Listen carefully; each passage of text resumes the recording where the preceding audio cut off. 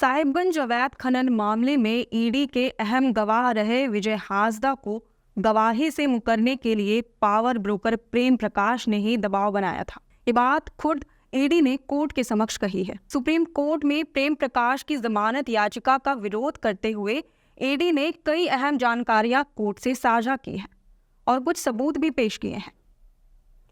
इस दौरान ईडी ने कोर्ट को बताया कि सत्ता में बैठे एक अहम शख्स की मदद से विजय हांसदा को 10 लाख रुपए थमाए गए थे। ये काम प्रेम प्रकाश का था।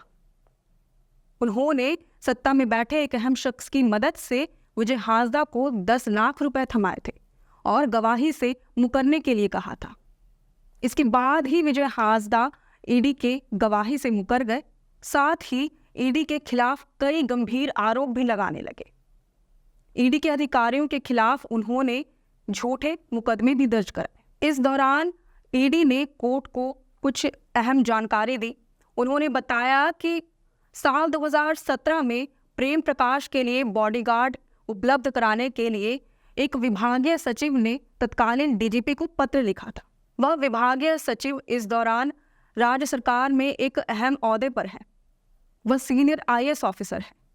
हालांकि उनका नाम रिवील नहीं किया गया है। इस दौरान ईडी ने कोर्ट को यह भी बताया कि साल 2017 में प्रेम प्रकाश के लिए बॉडीगार्ड उपलब्ध कराने के लिए एक विभागीय सचिव ने तत्कालीन डीजीपी को पत्र लिखा था।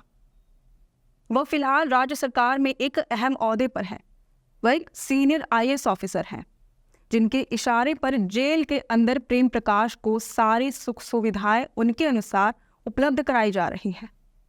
हालांकि उस सीनियर आईएएस ऑफिसर का नाम ईडी ने रिवील नहीं किया है। सबूत के तौर पर ईडी ने कोर्ट में एक तस्वीर पेश की। इस तस्वीर में देखा जा सकता है कि प्रेम प्रकाश को एक अलग वार्ड में रखा गया है। इस दौरान ईडी ने पिछले दिनों होटवार जेल में हुई छापेमारी के दौरान जब्त सीसीटीवी फुटेज का भी जिक्र किया। ये सीसीटीवी फुटेज प्रेम प्रकाश के वार्ड नंबर 11 का है, जहां ये देखा जा सकता है कि प्रेम प्रकाश घंटों बाहर के लोगों से मुलाकात करता है और खुलेआम मोबाइल का इस्तेमाल जेल के अंदर करता है।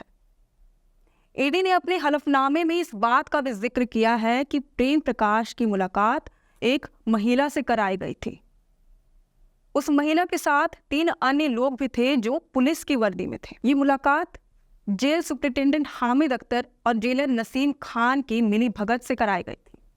इसमें इन दोनों की ही अहम भूमिका रही थी और इस मुलाकात की किसी को भी कानो कान खबर ना लगे, इसलिए ही वो तीनों पुलिस की वर्दी में थे। अब जाहिर है कि ईडी को इस बात की खबर मिली थी, भनक लग चुकी थी ईडी को कि उन्हें झूठे मुकदमे में फंसाने के लिए एक महिला की सहायता ली जा रही है। वह महिला उन्हें यानी कि ईडी अधिकारियों को झूठे मुकदमे, झूठे SC/ST केस में फंसाने की साजिश कर रही है।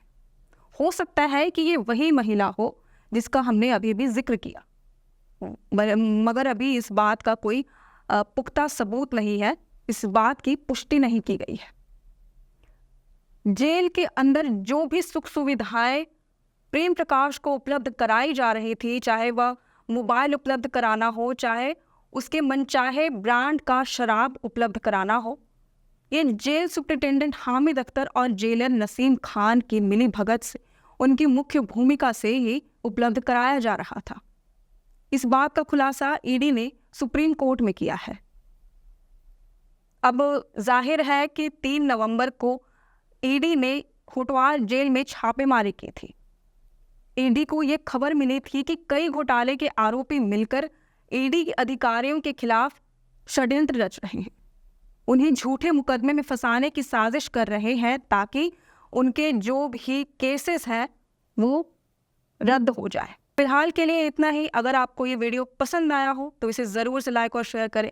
हमारे चैनल लोकतंत्र 19 को सब्सक्राइब और फॉलो करना ना भूलें। फिलहाल लेते हैं अलविदा। जोहार।